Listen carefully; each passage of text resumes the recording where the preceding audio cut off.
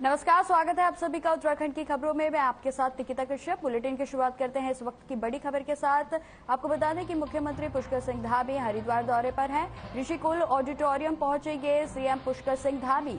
CM Pushkar Singh Dhami के दौरे को लेकर जिला प्रशासन ने पूरी कर ली है तैयारियां। वहीं आपको बता दें कि सुरक्षा के भी पुख्ता इंतजाम प्रशासन की ओर से कर लिए गए हैं। वहीं महाजनसंपर्क अभियान के तहत सीएम का दौरा है। वहीं आपको बता दें कि व्यापारी सम्मेलन को भी शामिल होंगे सीएम पुष्कर सिंह धामी।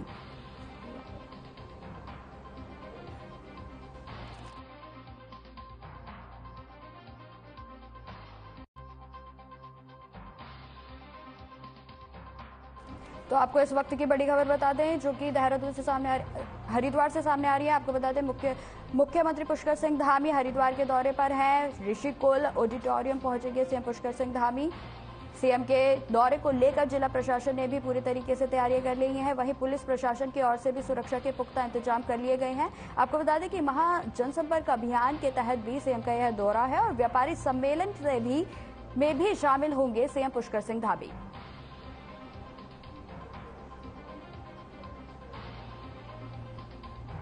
तो इस वक्त की बड़ी खबर हम आपको बता रहे हैं। सीएम पुष्कर सिंह धामी हरिद्वार पहुंचेंगे, जहां विभिन्न कार्यक्रमों में वो शिरकत करेंगे, जहां महासंपर्क अभियान के तहत भी उनका जो ये दौरा है वो बेहद ही अहम माना जा रहा है।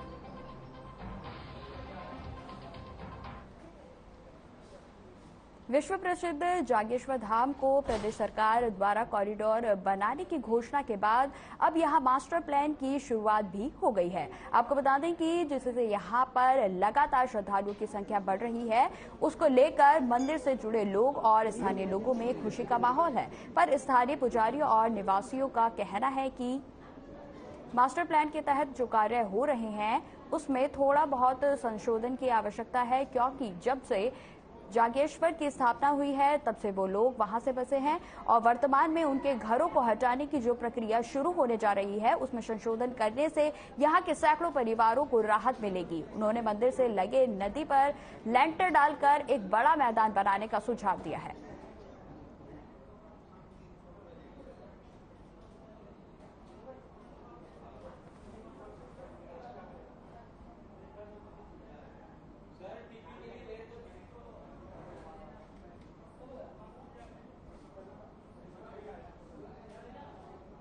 भूमि रही है और आदि गुरु शंकराचार्य जी ने स्वयं यहाँ पर हम पंडा परिवारों को रखा है पूजा के लिए।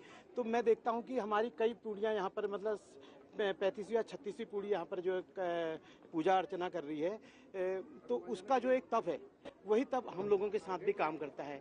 अच्छा, अभी मेरा जो सुझाव है सरकार के साथ, मेरा एक अनुरोध है कि सरकार जागेश्वर धाम को बहुत आगे बढ़ाना चाहती है, लेकिन हमारे पास एक छोटा सा पब्लिक की ओर से जो सुझाव हम कर रहे हैं, हम ये कहते हैं कि चूंकि गेट यहाँ से बन रहा है, पूर्व मुखी गेट बन रहा है, तो इसके सामने अगर एक फील्ड बना दिया जाए लेंटर डाल के रोड के और नदी के ऊपर से, तो करीब आधे किलोमीटर का लंबा फील्ड बन जाएगा। लगातार अब सीजन स्टार्ट हो गया है। ग्रीष्म काल से लेकर अभी सावन तक काफी सीजन चलेगा। इस बार ऑफ सीजन में भी काफी श्रद्धालुओं का तांता लगा हुआ था। हजारों की संख्या में श्रद्धालु आ रहे हैं। रोज नए नए वीआईपी हम लोग अटेंड कर रहे हैं।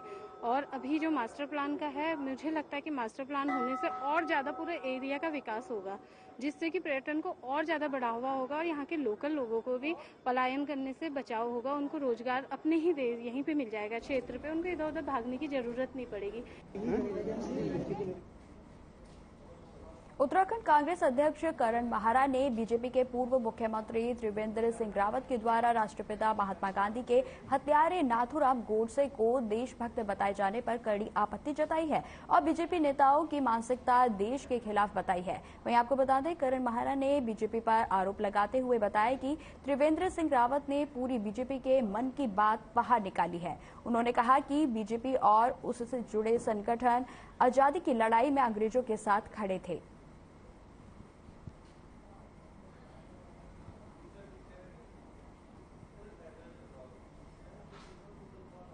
बयान देख रहा था जिसमें वो नाथूराम गोडसे, जिन्होंने महात्मा गांधी की हत्या की, उनको महिमा मंडित कर रहे हैं। और त्रिवेंद्र रावत जी से यही उम्मीद की जा सकती थी, क्योंकि वो संगठन से ताल्लुक रखते हैं जिन्होंने भारत छोड़ो आंदोलन का विरोध किया। गांधी जैसे महान व्यक्ति की हत्या करने वाले का समर्थन करके उन्होंने साबित कर दिया कि देश गलत हाथों में है। जब देश के किसान आंदोलन कर रहे थे, एक मंत्री के पुत्र ने किसानों को अपनी गाड़ी के नीचे कुचल दिया। मंत्री का कुछ नहीं हुआ, न उस मंत्री के पुत्र का कुछ हुआ। देश के खिलाड़ी जो गौरव बढ़ाते हैं, अंतर्राष्ट्रीय पदक प्राप्त, पद्मश्री पदक प्राप्त खिलाड़ियों का चीरहरण पूरे दिल्ली की बाजार में, सड़कों में हो रहा था, लेकिन प्रधानमंत्री और सरकार और भारतीय जनता पार्टी के संगठन ने कुछ नहीं किया। नाथूराम गोडसे एक देशभक्त थे, उनकी देशभक्ति पर संदेह नहीं किया जा सकता है, लेकिन राहुल गांधी कौन सा गांधीवाद पर चल रहे हैं? गांधी जी ने जो स्वदेशी की बात करी, ये कौन से स्वदेशी की बात कर रहे हैं? ये जनेऊ कोर्ट के बाहर लटका करके और गांधीवादी बनना चाहते हैं, तो उसको जनता समझती है। और इसलिए राहुल गांधी देश की छवि को खराब करने का काम कर रहे हैं, इसके अलावा कुछ नहीं कर रहे।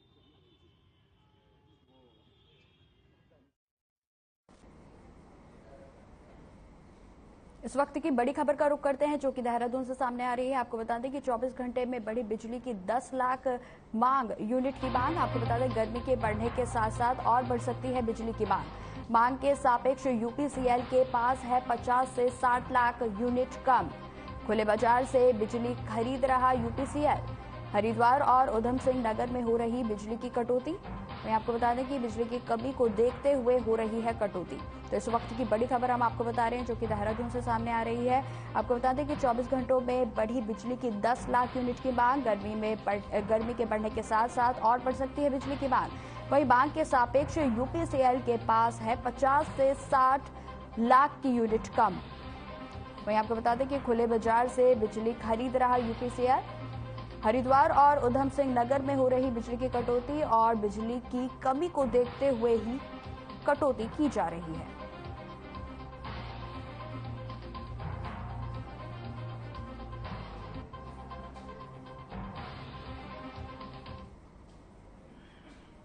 उत्तरकाशी के पुरोला ब्लॉक में हाल ही में हुए लव जिहाद की घटना के बाद पुरोला में 15 जून को महापंचायत बुलाई गई है। आपको बता दें कि पिछले दिनों वहां जगह जगह मुस्लिम समुदाय के घर और दुकानें खाली कराने के पोस्टर भी लगाए गए, जिसका परिणाम ये हुआ कि अब वहां के मुस्लिम समुदाय ने कई दुकानें और मकान खाली भी कर दिए हैं। पूरे मामले को लेकर पूर्व मुख्यमंत्री हरीश रावत ने कहा कि इस मामले में सरकार को जगह जगह कमेटी बनानी चाहिए।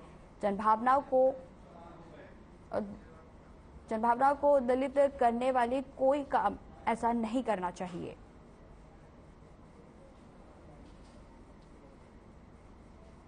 में प्रबुद्ध लोगों को और सरकार को जगह जगह कमेटी बनानी चाहिए। और देखिए, जन भावनाओं को उद्वेलित करने वाला भी कोई काम नहीं होना चाहिए। और साथ साथ जो है अब राज्य के शांति और व्यवस्था और मान सम्मान पर भी कोई अंगुली नहीं उठनी चाहिए।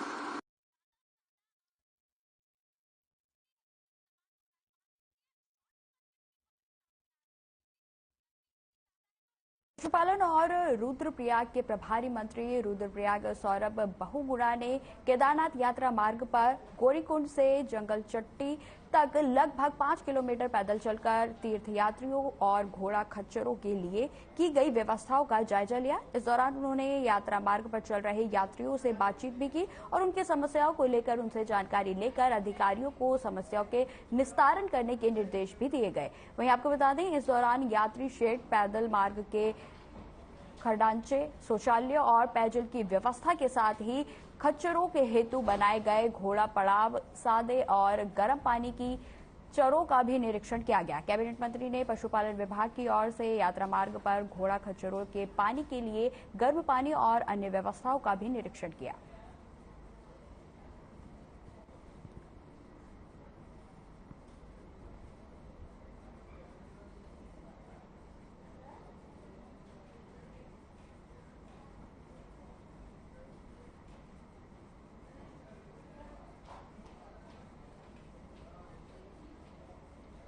उत्तराखंड होमगार्ड विभाग ने अपना पाइप बैंड तैयार किया है। यह पहला मौका है जब होमगार्ड में इस तरह के प्रयोग किए जा रहे हैं। आपको बता दें, इससे पहले आधुनिक हथियार चलाने से लेकर मोटरसाइकिल यूनिट तैयार करने जैसे काम भी विभाग में हुए हैं। देहरादून में मस्का बाजा नाम से बनाए गए विभागीय पाइप बैंड का लोकार्पण किया गया है। खास बात यह है कि यह बैंड न केवल रेतिक परेड और सांस्कृतिक कार्यक्रमों में पुलिस बैंड की तरह दिखाई देगा, बल्कि देहरादून में हर दिन पर्यटकों के स्वागत के लिए भी मसूरी डायवर्जन पर दिखाई देगा।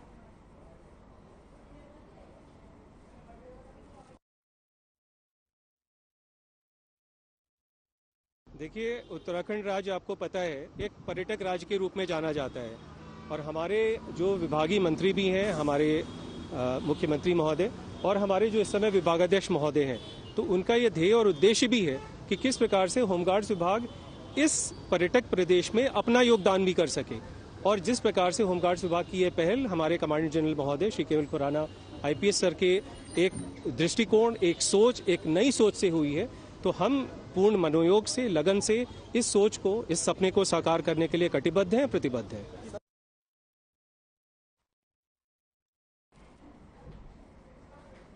पंचायती बड़ा अखाड़े से 4 संतों को निष्कासित किए जाने के बाद अखाड़े के संतों के बीच वर्चस्व की लड़ाई खत्म होने का नाम नहीं ले रही है। अखाड़े की संपत्ति को खुर्द-बर्द कर अपनी निजी संपत्ति अर्जित करने के मामले में अखाड़े द्वारा 4 महंतों को अखाड़े से निष्कासित किया गया था, जिसके बाद यह मामला तूल पकड़ता गया।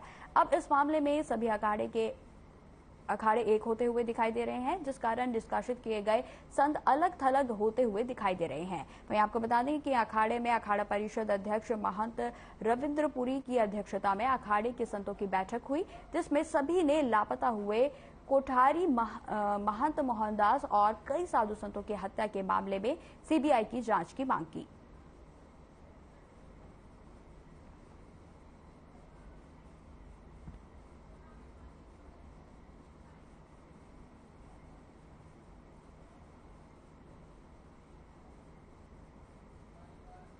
जितने भी अखाड़े हैं पूरा पंच समाप्त हो जाएगा और वहां के सचिव ही वहां के मालिक बन जाएंगे।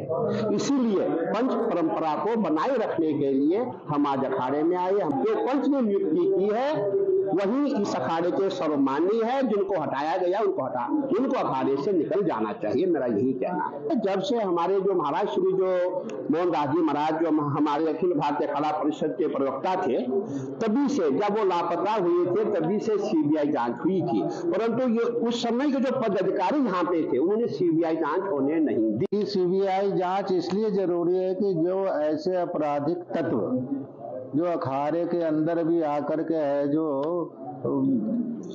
विच्छेदन करने का है, जो प्रयास करते हैं किसी व्यक्ति को साथ ले प्रलोभन दे करके, उन सब लोगों का पर्दाफाश होना चाहिए। CBI जांच में दूध का दूध पानी का पानी हो जाएगा और सब साफ हो जाएगा। और योग दिवस से पहले आमजन को योग के प्रति जागरूक करने के लिए संस्कृत विश्वविद्यालय के योग विज्ञान विभाग ने अंतर्राष्ट्रीय योग दिवस के उपलक्ष्य में 50 योग सत्र 50 दिनों में कराने का संकल्प किया है। वहीं आपको बता दें कि हरिद्वार पुलिस लाइन में योगाभ्यास कार्यक्रम आयोजित किया गया। इस कार्यक्रम में कई अधिकारियों के साथ सैकड़ों कर्मचारियों को योगाभ्यास कराया गया। वहीं आपको बता दें कि IPS रेखा यादव ने जानकारी देते हुए बताया कि संस्कृत विश्वविद्यालय के द्वारा 50 दिन 50 योगाभ्यास कराए जा रहे हैं। उन्होंने बताया कि उत्तराखंड संस्कृत विश्वविद्यालय के छात्र अंतर्राष्ट्रीय योग दिवस के उपलक्ष्य में जगह जगह जाकर लोगों को योग के प्रति जागरूक कर योग के फायदे बता रहे हैं।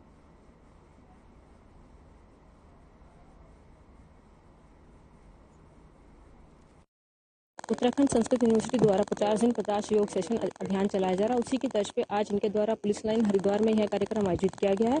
इसमें सभी अधिकारी कर्मचारी द्वारा प्रतिभाग किया गया एवं सभी इससे लाभान्वित हुए हैं। योग सभी चीजों का समावेश है। योग का मतलब है जुड़ाव। आज हम सभी लोगों ने अपने तन मन धन शक्ति सभी को एक तरह से जोड़ करके इससे हमने ऊर्जा का संचारित हुआ है, हमारे शरीर में ऊर्जा का संचारित हुआ है और हम आशा करते हैं कि भविष्य में इस तरीके के सेशन हम आयोजित कराते रहेंगे और इससे लाभान्वित होते रहेंगे।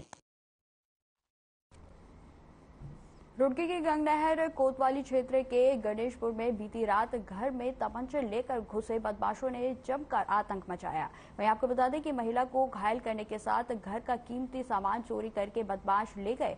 आपको बता दें कि गणेशपुर में भंवर सिंह नाम के व्यक्ति का आवास है। शुक्रवार की रात करीब 10 बजे घर में भंवर सिंह का पुत्र संदेश, उसकी पत्नी, माता और 1.5 साल का बच्चा मौजूद था। संदेश के अनुसार अचानक तमंचों के साथ 3 बदमाश उनके घर में घुस गए और घर में मौजूद 1.5 साल के बच्चों के गैलरी में बैठी थी मैं और उनके 3 बंदे आए जवान से थे, तीनों के तीनों, और उन्होंने वो ले रखी थी गन। बस मैं एक चेयर पर बैठी थी, छोटा सा बच्चा अकेला था, हमारा पोता 1.25 साल का। एकदम से यहाँ रख ली मेरे गन उन्होंने और मुझे पकड़ के ना अंदर की तरफ को ले गए। और बड़े वाला मेरा बच्चा रूम में दूसरे में पड़ रहा था बैठा हुआ। फिर बहू मिल गई, उन्हें बहू को भी गन रख ली। संदेश आया उधर से, हम चिल्लाए बदमाश घुस गए, उसको भी गन रख ली। हम तीनों को रख ली उन्होंने, तीनों को रूम में ले गए और बच्चे को बोल लगे कि गाड़ी देखे कि इसमें गोली मार दो। मंदिर के पास में, और मैं तो पढ़ाई कर रहा था अंदर और मम्मी बाहर बैठी थी। बच्चे को लगा ना मेरा लड़का है जो 1 साल में, तो अचानक वो तेज चिल्लाई बहुत मम्मी ना। चिल्लाने की आवाज आई तो मैं बाहर आया। जब मुझे पता लगा सारा मामला, वो तीनों के पास हथियार थे, 3 लड़के थे और लूटपाट भी करके ले गए और मम्मी का भी उन्होंने यहाँ पर मारी। बच्चे को छीन ले, क्या करा? बच्चे को आगे मार देंगे, बच्चे का भी लगाया और 100 नंबर पर फोन करा दो। 100 नंबर पर फोन करने के बाद भी कोई कार्रवाई नहीं हुई। सूचना गई है जिसमें कि एक घर में कुछ लोगों के द्वारा घुसकर घटनाकारी की गई है। सूचना पर अभी कार्रवाई अमल में लाई जा रही है, साक्षी संकलन किए जा रहे हैं कि क्या घटना है। उनके द्वारा 100 नंबर पर सूचना दिए जाने की बात कही जा रही है, तो 100 नंबर की सूचना सब बताया गया। 3 बदमाश आए, घायल किया गया, आने की सूचना बताई जाए। लेकिन सर बताया जा रहा है कि वहाँ पुलिस नहीं पहुंची। 100 नंबर पर सूचना देने की बात उन लोगों के द्वारा कही जा रही है। 100 नंबर पर किसके द्वारा ये सूचना आगे प्रसारित होगी, ये जानकारी दी जाएगी और संबंध में अगर किसी तरह की कोई लापरवाही है तो अभी सरकारी भूमियों पर हुए अवैध कब्जों को हटाए जाने की कवायद लगातार जारी है, जिसके चलते पहले चरण में प्रशासन द्वारा धार्मिक संरचनाओं को ध्वस्तीकरण किया गया है। वहीं अब नदी किनारे और सरकारी जमीनों पर अवैध रूप से बनी बस्तियों पर बुलडोजर चलाए जाने की भी प्रशासन की पूरी तैयारी पूरी हो गई है। वहीं आपको बता दें कि जिसके चलते अवैध कब्जों को चिन्हित कर फिर से नोटिस थमाए गए हैं, जिसके चलते सेलाकुई के प्रभावित ग्रामीणों ने तहसील में इस कार्रवाई का विरोध करते हुए जमकर नारेबाजी करते हुए प्रदर्शन किया और तहसील प्रशासन के माध्यम से अपनी मांगों से संबंधित मुख्यमंत्री को संबोधित एक मांग पत्र सौंपा गया।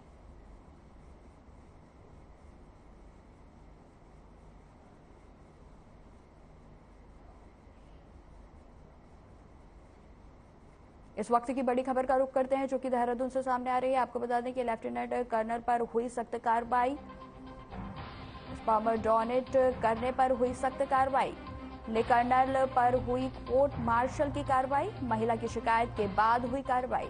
घटना के वक्त सैन्य अधिकारी IMA में था तैनात। तो इस वक्त की बड़ी खबर हम आपको बता रहे हैं, लेफ्टिनेंट कर्नल पर सख्त कार्रवाई की गई है। स्पर्म डोनेट करने पर यह सख्त कार्रवाई की गई है। वहीं ले कर्नल पर हुई मार्शल की कार्रवाई।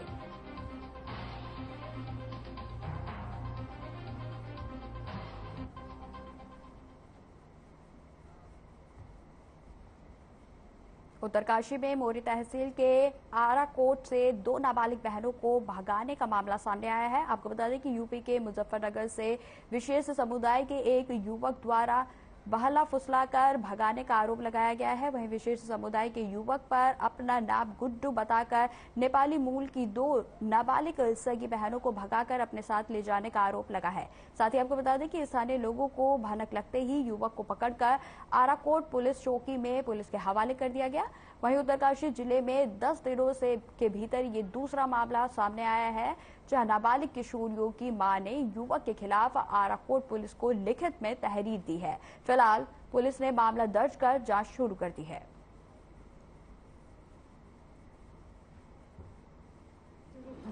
फंसाया गया था, उसने फंसाया था। तब कल तो वो मुस्लिम था, इनको हिंदू बोल के फंसाया गया था।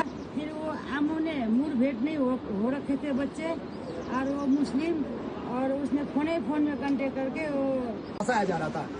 लड़की की माताजी हमारे साथ में है और लड़की के पिताजी भी साथ में हैं तथा 2 नाबालिग लड़कियां भी साथ में हैं। ये बहुत ही दुर्भाग्यपूर्ण मामले हैं। हमारे क्षेत्र के लोग अभी सो रहे हैं। मैं सभी से निवेदन करता हूं इस मामले में आगे आकर कोशिश करें तथा ऐसी लड़कियों को बचाने की कोशिश करें। अभी ये देखिए, ये जो महिला है, कल जब इसको पता चला कि मेरी बेटियां दोनों गायब है और ऐसे हो रहा है, तो कल रात को भी बेहोश हो गई। आगे की आप नजदीकी से पूछेंगे तो नजदीक आकर यदि पूछेंगे तो माताजी इसके बारे में आगे बताइए कि क्या कर रहा था, क्या कर रहे थे। स्वच्छ भारत मिशन को लेकर सरकार करोड़ों रुपए खर्च करने का दावा करती है, लेकिन उत्तराखंड प्रवेश द्वार मंगलोर में सरकार की इस योजना को अधिकारी पलीता लगाते हुए नजर आ रहे हैं। अधिकारियों की लापरवाही के कारण मंगलोर बस स्टैंड पर बना सार्वजनिक शौचालय अपनी बदहाली पर आंसू बहा रहा है। लाखों रुपए की लागत से बना शौचालय गंदगी के ढेर में तब्दील हो गया है। वहीं आपको बता दें कि शौचालय में टंकी तक उपलब्ध नहीं है और न ही पानी की कोई सुविधा है, जिसके कारण यात्रियों को खुले में ही शौच करना पड़ता है।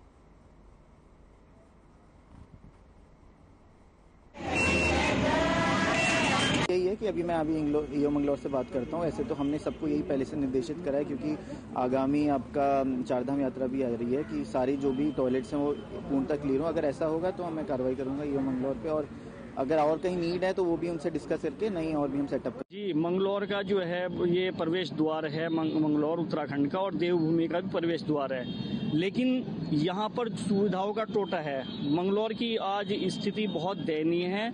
मंगलौर बस स्टैंड पे आज पीने के पानी की, शौचालय की कोई व्यवस्था नहीं है। अगर शौचालय में आप जाकर देखें तो सारी जो पानी की टंकियाँ टूटी हुई हैं और फ्लैश की जो सीट है वो भी पानी भरा पड़ा है, गंदगी मची हुई है। यात्री अगर आए तो वो कहाँ कैसे अपने जो है अपने आप को फ्रेश महसूस करेगा। तो पानी की बहुत बड़ी ज्यादा दिक्कत है, पानी नहीं आ रहा है। कोई भी टंकी ऐसी है बिल्कुल सूखी पड़ी है, पानी नहीं आ रहा। पानी की बहुत ज्यादा दिक्कत है। और भैया हम सहारनपुर से आ रहे हैं, हमें उठ जाना, तो बताओ पानी की दिक्कत कैसे दूर की जाएगी। पानी तो चाहिए ही, टॉयलेट के लिए बताओ। को महिलाओं को ना शौचालय की जरूरत होती है और यहाँ पे ना ही तो पानी है, शौचालय बिल्कुल गंदे हैं, तो टंकी टूटी हुई है, बिल्कुल ही महिलाओं के लिए कुछ भी सुविधा नहीं है यहाँ पे, जो कि होना चाहिए। बोलते हैं कि महिलाओं के लिए इतना अच्छा कर रहे हैं, ये कर रहे हैं, कुछ नहीं हो रहा है यहाँ पे।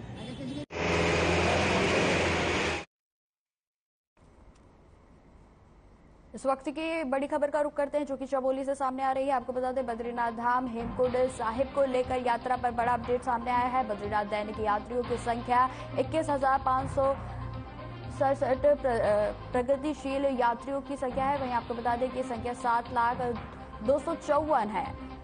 साथ ही 8 यात्रियों की इसमें मौत हो गई है। वहीं आपको बता दें कि श्री हेमकुंड साहिब में दैनिक यात्रियों की संख्या 4,313 है। प्रगतिशील यात्रियों की संख्या 45,634 है। अब तक 5 यात्रियों की इस दौरान मौत हो चुकी है। तो इस वक्त की बड़ी खबर हम आपको बता रहे हैं जो कि चमोली से सामने आ रही है।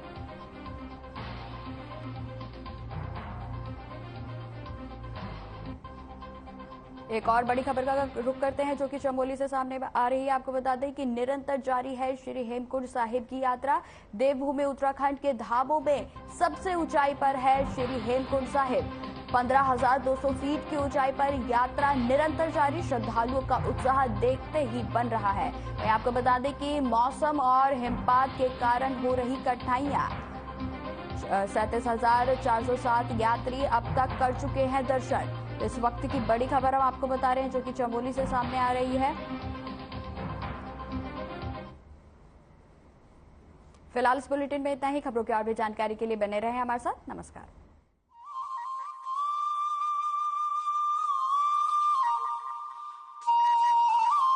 शरीर में बहुत सारी बीमारियां हैं, कहीं ना कहीं जीवन